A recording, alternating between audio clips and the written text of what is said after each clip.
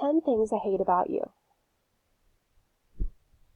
This movie is set in a 1990s California high school. This movie is adapted from William Shakespeare's Taming of the Shrew. This movie is about a new student named Cameron who meets Bianca and wants to ask her out. He discovers that her father has very strict dating rules and that she can't date until her older sister Kat does. To get around these rules, Cameron hires a bad boy named Patrick to make Kat fall for him. There are 4 main characters in this movie. The first is Kat, played by Julia Stiles. She is the older sister of Bianca, who is ill-tempered, rebellious, and a notorious boy-hater. Patrick, played by Heath Ledger, is a moody rebel with a mysterious past who is hired to win Kat's heart. Bianca, played by Larissa Oleynik, is the younger sister of Kat. She's a sophomore who's pretty and popular. Her father forbids her to date until her older sister does. And Cameron, played by Joseph Gordon-Levitt, a new student who instantly falls for Bianca and comes up with a plan to get her older sister to date so he can go out with Bianca. Elements of communication. The sender of the message is the person that initiates the message. In this movie, all characters are the sender at some point. Each character initiates a conversation with another person. The receiver of the message is the person that receives the message. Both the sender and receiver are actively engaged in the conversation. The message is the content of communication that the sender is trying to get across. These messages must be decoded by the receiver to be understood. In the beginning of the movie, Michael shows Cameron around and explains the different cliques of the school. In this situation, Michael is the sender and Cameron is the receiver. The message is the different cliques and how they work. There are several communication principles. One principle is communication is irreversible.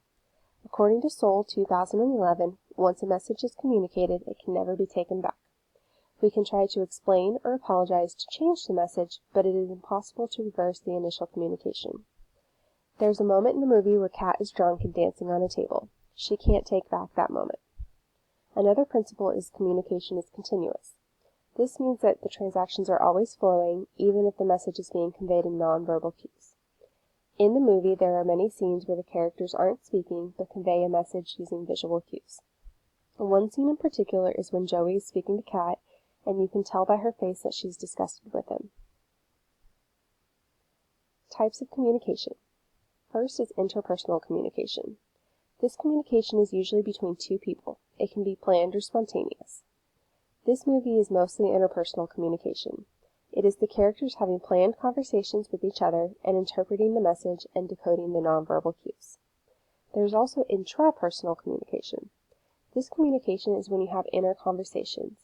It involves talking to yourself to either solve problems, reassure yourself, or relive experiences. This movie has periods of interpersonal communication. In the movie, there is a scene where the guidance counselor is having a conversation with herself about the novel she is writing. Listening. The first scene I chose is at the end of the movie. The main character, Kat, is reading a poem in class that she wrote called 10 Things I Hate About You. The class consists of students, the teacher, and Patrick. I believe empathetic listening was being used in this scene. Empathetic listening is when a person makes an attempt to understand the other person's feelings and is open to their thoughts and views. Patrick was carefully listening and trying to understand exactly how Kat felt. There weren't many barriers to listening when the scene was going on. Potentially Patrick could have been daydreaming like he's done before. Also, he was focused on how Kat was behaving along with the words she was saying. He could have also been very emotional, which would have been an internal barrier. The poem Kat was reading was very moving, and he was feeling angry and hurt. The title of the poem is also a barrier. He prejudged the message based on the fact that he thought the message was all the things she hates about him. These barriers could have been overcome by focusing on the message being sent, making sure to focus on the words instead of the speaker's tone of voice and appearance. Another way to overcome these barriers is to be sure to pay attention closely, not let the internal noise get in the way of what is being communicated.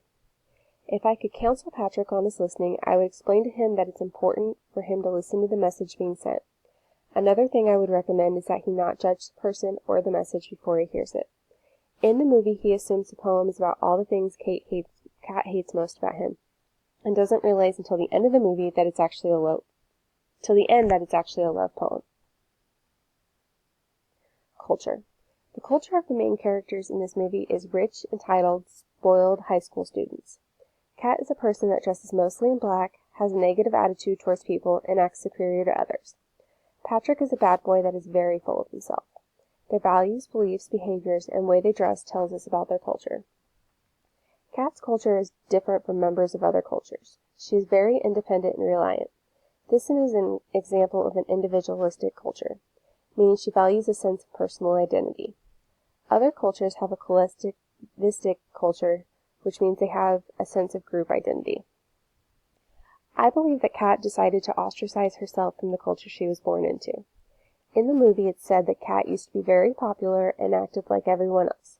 She made the decision to change her personality and how she related to her peers. It wasn't discovered until the end of the movie why she made this choice. Apparently, she did this because her mother left and a boyfriend rejected her. One way culture is used in this movie is the way people dress. Each character has their own sense of identity and dresses for that role. Another way culture is addressed in this film is proximity. Most conversations are held in the personal zone, which is 18 to 4 feet away, and are used for day-to-day encounters. When Kat and Patrick begin to get closer, the zone becomes more intimate, so they are close enough to touch. Stereotypes are heavily used in this movie. Stereotypes are an opinion of how one must behave based on the perception of that person. At the beginning of the movie, Michael explains to Cameron what people belong with what groups and who to avoid based on his perception of them. Verbal communication. The scene I chose, Michael is showing Cameron around the school. Cameron is a new student who isn't familiar with the hierarchy of the school. Michael is using informal language to explain the diverse types of groups of people, such as the basic beautiful people, coffee kids, cowboys, and future MBAs. Michael uses these concrete words to describe the groups. These words give us a clear picture of what the students might look like and how they act. However, this picture might be different for different people. This use of language is done in an interactional function, meaning that Michael was trying to form a relationship with Cameron. Michael displays a bias towards the groups of people and shows this through his use of slang words describing them. For example, the coffee kids, very edgy, don't make any sudden movements around them. By giving a biased point of view, he is influencing Cameron's opinions of the students. Nonverbal communication. In the scene I chose, Bianca, Kat, and their father are discussing the fact that Bianca was driven home by a boy. The family then gets into a discussion about Kat and Bianca not being allowed to date. Their father is very upset by this and shows it by nonverbal cues and body language. The inflection or changes in his voice when he finds out she went home with a boy, his pitch rises. Another example of nonverbal cue is the tempo of which he spoke. Tempo means how fast or slow you speak.